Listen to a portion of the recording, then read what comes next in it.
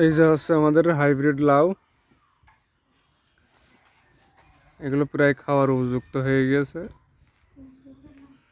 ঠিক আছে, আমরা দেখছি আর কি এইটা কাগজ বাদে ভালো থাকে কিনা, নিরাপদ থাকে কিনা, যার কারণে আমরা একটা খুলে দিয়েছি। আর বাদ বাকিগুলো আমরা এইভাবে কাগজ দিয়ে, পলিথিন দিয়ে ঢেকে দিয়েছে। যে অসংখ্য লাউ, প্রত্যেকটা লাউয়ে এটা দিয়েছে। এগুলো তাদের সুরক্ষার জন্য, যাতে মাছি পোকা এবং অন্যান্য পোকাই নষ্ট না করতে পারে। তারপরেও আমরা নিয়মিত স্প্রে করছি ওষুধ প্রত্যেকটা লাউয়ের দিকে আমরা খেয়াল রাখছি, এবং আমরা এটা খুলে দিয়েছি।